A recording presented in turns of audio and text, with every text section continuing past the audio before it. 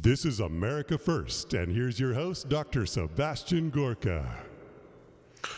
How much is a human life worth? An officer called William Billy Evans of the Capitol Hill Police was murdered 3 days ago. Might as well be ancient history today. Likewise, he was white, if that matters. If you're a racist and you judge people based upon skin color, somebody who wasn't white, whose life also mattered, was Mohammad Anwar, who was likewise killed in Washington, D.C. That story, not just disappeared, the judicial consequences will shock you. I discussed the first story at the open of the show.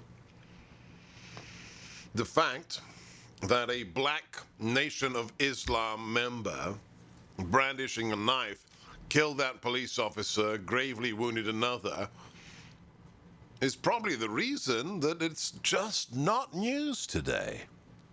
If he had been white, if he had been a Christian, let alone a fundamentalist Christian, and if he had been a Trump supporter, right now, every fetid talking head on the mainstream legacy media would be talking about Trump terrorism, like Jake Tapper and his use of the phrase MAGA terrorism. If he'd been wearing a red Make America Great Again hat, the airwaves, the TV shows would be flooded with discussions of the domestic threat that is posed by conservatives. He's not white, he's not a Christian, and he's definitely not a Trump supporter. So Noah Green, the murderer's story, is disappeared. Let's talk about Mohammad Anwar then, a legal immigrant to the United States from Pakistan. He used to drive an Uber. From the Daily Mail. Again, why? Why the Daily Mail? Why does the Daily Mail, a British tabloid, have to get these stories before the mainstream media here? I guess I just answered my own question. 2 teen girls accused of carjacking and killing an UberEats driver in D.C. reach plea deal with prosecutor, ensuring they will not be held past the age of 21, nor, quote, placed in a prison facility. They're not going to go to prison. And they're not going to be incarcerated in any way, shape, or form past their 21st birthday. Kill a man, walk free. 2 girls, aged 13 and 15, who were charged with the murder and carjacking of Mohammad Anwar, 66, in D.C., have reportedly reached a plea deal. On Monday, the teens are said to have reached the deal with prosecutors that would ensure they won't be charged, they won't be held past the age of 21, nor be placed in a prison facility. When did Mohammad Anwar die? Has it been 2 weeks? Has it been a week? A plea deal? In a matter of days? How long was Mike Flynn's purgatory of a political prosecution? 3.5 years. Years. Anwar died when police said the girls, armed with a taser, sped off in a car as he clung to the driver's side door with the door open and crashed seconds later.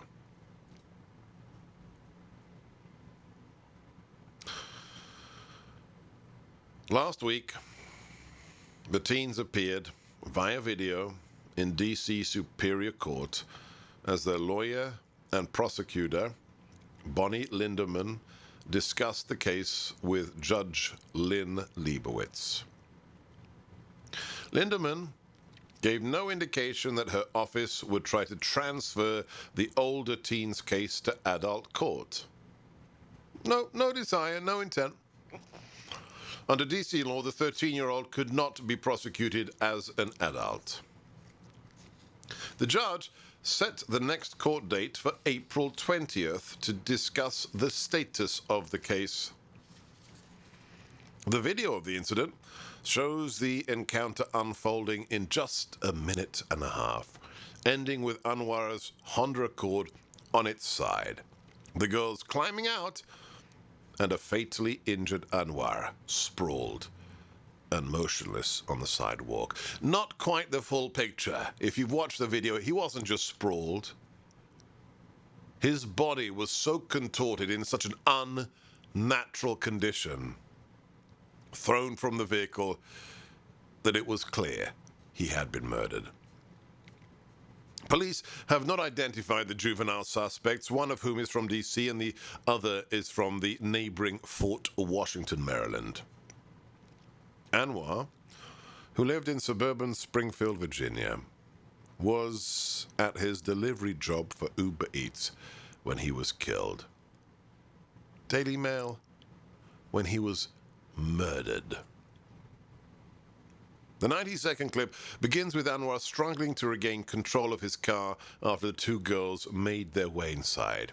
"They're thieves!" he is heard saying as he attempts to pull the girl out of the driver's seat of the parked car. "This is my car!" The teen suddenly accelerates, sending the vehicle speeding down the 1200 block of Van Street Southeast, with Anwar still clinging onto the driver's side door. At one point, the car is seen smashing into a metal fence from its left side, crushing the delivery driver between the barrier and the car door. As the car continues to speed off into the distance, a screeching sound is heard, followed by a loud crash.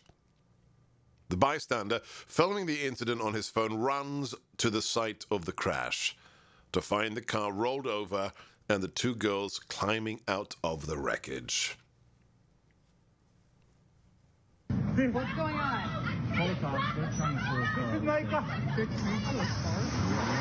Inside is the car. Yeah, he is their car. No, this is my car. The one. Stop it! Oh my God! Somebody just stole it. She's stealing their car. He's stealing the car. Yeah, we called the cops. Call the cops. Call the cops.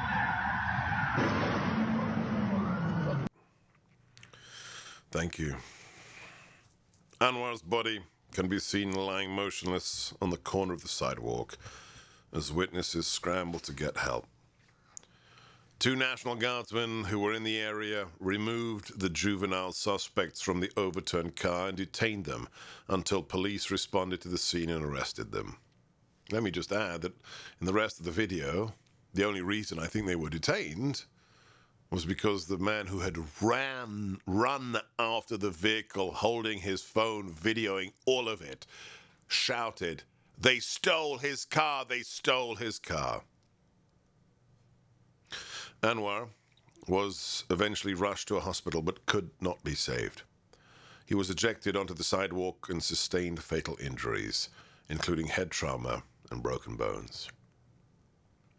He was described in a GoFundMe post which has raised more than $1 million. For some reason, they've closed the GoFundMe site. You can't make more donations, but in a week they raised $1 million. Anwar was described as, quote, a hard-working Pakistani immigrant who came to the United States to create a better life for him and his family. Anwar was a beloved husband, father, grandfather, uncle, and a friend who always provided a smile when you needed one. Words cannot describe how our family is feeling currently. Devastation, confusion, shock, anger, heartache, and anguish are just a few that come to mind. Why is his story not important? Why isn't it being covered just a few days later by the mainstream lying legacy media? Is it because of his skin color? No. The fate of minorities, we're told, is what the left, what the Democrats are interested in. And 93% of reporters vote Democrat. We know that. Is it the skin color of his murderers? Now we're talking. Just ask yourself this one question. Where would we be today if Mohammad Anwar's murderers had been Caucasian? There, you see? That's the lying legacy media. That's how racist they are.